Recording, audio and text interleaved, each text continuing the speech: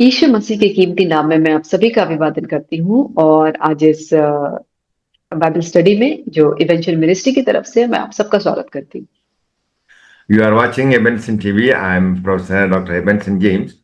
For today's Bible study, let us turn to the Gospel according to St. Mark, chapter 13, verses 1 to 8.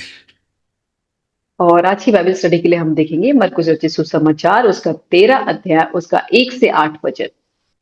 जब वह मंदिर से निकल रहा था तो उसके चेलों में से एक ने उससे कहा, हे गुरु, देख कैसे विशाल पत्थर और कैसे भव्य भवन है। यीशु ने उससे कहा, क्या तुम ये बड़े बड़े भवन देखते हो? यह पत्थर यहाँ पत्थर पर पत्थर भी बचा न रहेगा जो ढाया न जाएगा। Jesus predicted the destruction of the temple. और यीशु मसीह ने यहाँ पे जो मंदिर का विनाश था उसकी भविष्यवाणी की थी। The disciples were amazed because the temple was one of the magnificent structures of the ancient world. और जो चेले थे वो ये देख के बहुत ही आश्चर्य थे कि जो मंदिर जो था उस समय के लिए बहुत ही ज्यादा बड़ा और भव्य बना हुआ था। The Jewish people were proud of this great building. और जो यहूदी जो लोग थे वो बहुत ही अपने आप में घमंड करते थे इस बड़ी बिल्डिंग को लेके। It was customary to swear by the temple. और इसे जो है उसे एक मंदिर के रूप में उसको बनाया गया था। Speaking against the temple could be considered blasphemy. और कोई अगर मंदिर के खिलाफ में कुछ कहते हैं तो उसे परमेश्वर के की निंदा कही जाती है।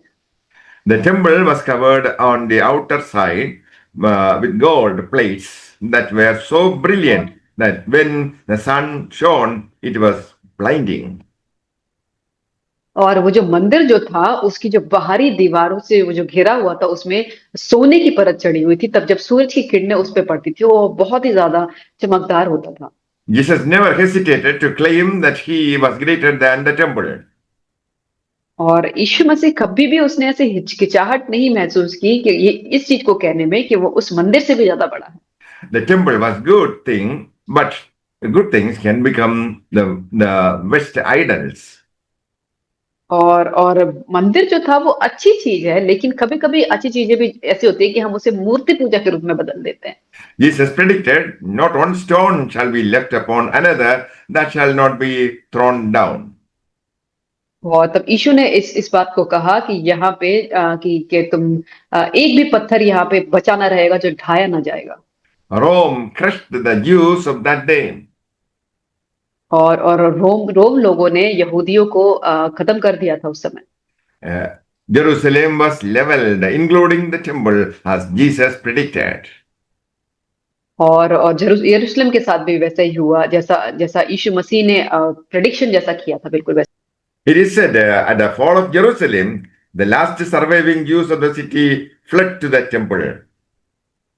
और ये ऐसा कहा गया था कि जब यरूशलेम जो यहूदियों का जो था मंदिर उसे खत्म करने की जब बारी आई थी, Because in those days, it was supposed to be the most secure building remaining.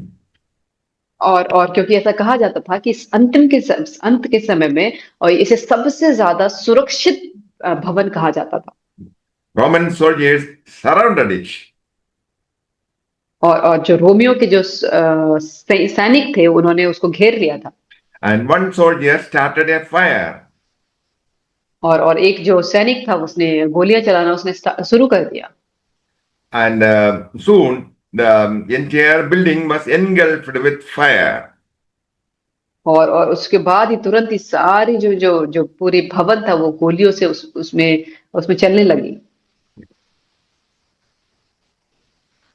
In order to retrieve the gold, the Roman commander ordered that the temple be dismantled stone by stone.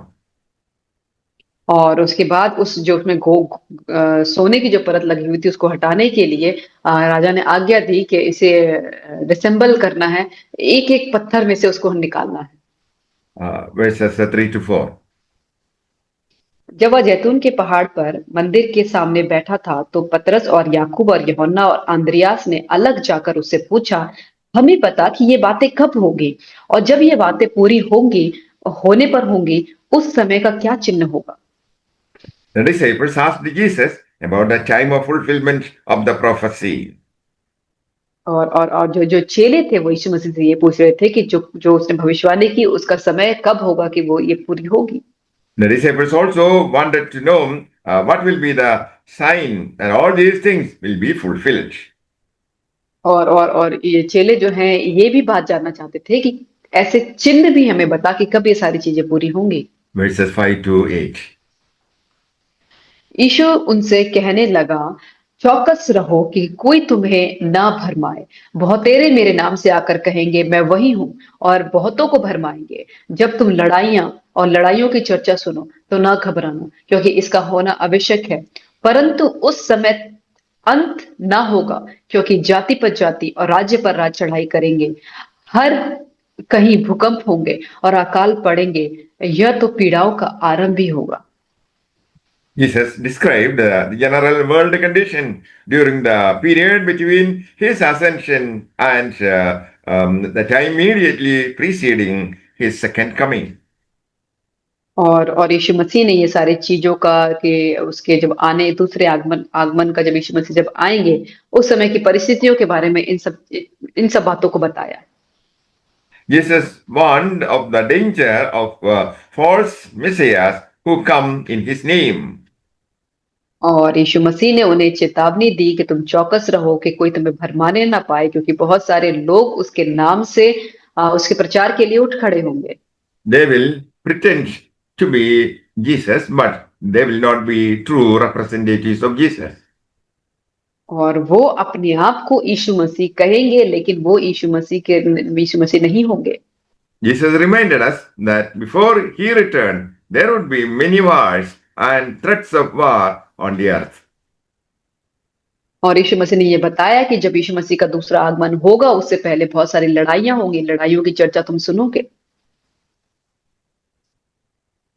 Such false messiahs, wars, famines, and earthquakes have certainly marked man's history. और बहुत सारे भूकंप होंगे और जो false मसीह है, मतलब जो जो जो यीशु मसीह नहीं है उस रूप में बहरूपीय बनकर आएंगे, ये सारी चीजें अंत के समय में होंगी। In effect, Jesus said catastrophes will happen, but these do not signal the end. और तब यीशु मसीह ने ये कहा कि ये सारी चीजें होंगी, अकाल पड़ेंगे, भूकंप आएंगे, लेकिन ये अंत नहीं होगा। These catastrophes would be the beginning of sorrows. तब उसने ये कहा कि ये तो पीड़ाओं का आरंभ ही होगा।